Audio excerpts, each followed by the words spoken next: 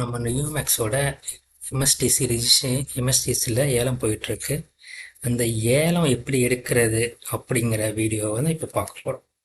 இதில் பார்த்தீங்கன்னா ஃபஸ்ட்டு நீங்கள் ரிஜிஸ்டர் பண்ணுவீங்களே, ஹோமில் போயிட்டு ரிஜிஸ்டர் பண்ணிவிட்டு எம்எஸ்டிசி ரிஜிஸ்டர் பண்ணிட்டு உள்ளே வந்தோடனே இந்த மாதிரி ஒரு பேஜ் வரும்.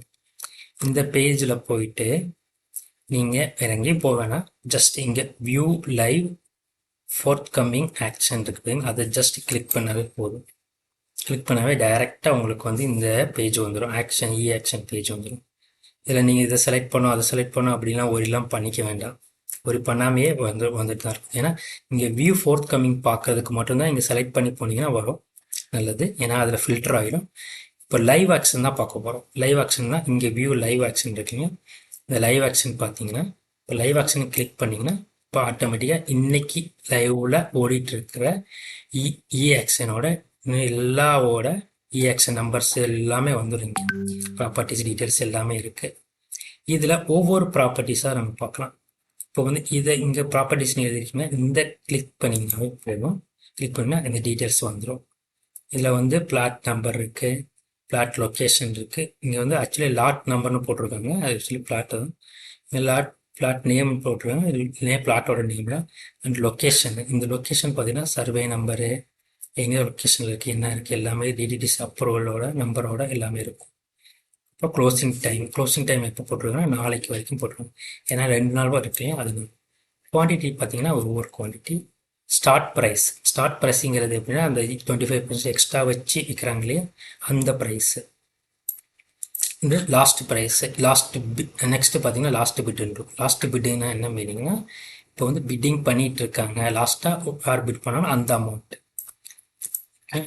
நெக்ஸ்ட் பார்த்தீங்கன்னா யுவர் பிட், இந்த பாக்ஸுக்குள்ளே தான் நீங்கள் போயிட்டு பிட் பண்ணணும். இப்போ வந்து ஆல்ரெடி ஒருத்தர் வந்து 9,75,000 பிட் பண்ணிட்டாரு. நீங்கள் ஒரு 10,000 கூட வச்சு பண்ணணும். 9,85,000 போட்டிங்கன்னா இங்கே பிட்டுன்னு கொடுத்துட்டிங்கன்னா அது ஆட்டோமேட்டிக்காக மாறிடும். ஒரு ஃபியூ செகண்ட்ஸில் அது ஆட்டோமேட்டிக்காக மாறிடும். ஓகேங்க. ஸோ இல்லை எனக்கு வந்து ஆட்டோ பிட்டில் இவரோட இந்த லேண்டு இந்த பிளாட்டு தான் வேணும், எனக்கு நான் ஆட்டோ பிட்டு போகணும் அப்படின்னா ஆட்டோ பிட்டுக்குள்ளே போயிட்டு கிளிக் பண்ணிங்கன்னா சுற்றிட்டு இருக்கு. இப்போ ஆட்டோ பிட் இங்கே வந்துடும். ஆட்டோ பிட்டில் அந்த லாஸ்ட் பிட் என்ன இருக்கோ அது காமிக்கும். Your bit increment per unit வந்து 10,000 அப்படி வரும்.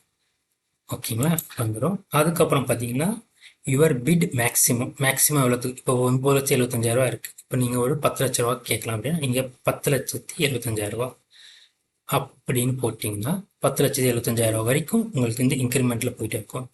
இப்போ நீங்கள் 10,75,000 ஏன் போட சொல்கிறாங்கன்னா, நீங்கள் வெறும் 10 லட்ச ரூபா போட்டீங்கன்னா வராது. இல்லைன்னா 10,05,000 போடணும். 4 டிஜிட் இருக்கு இல்லையா, 10,000 இன்க்ரிமெண்ட் ஆகும். சப்மிட் கொடுத்துட்டீங்கன்னா அது ஆட்டோமேட்டிக்காக போகும், இன்க்ரிமெண்ட் ஆகிட்டே போகும். இது 10,05,000 இருக்கும்.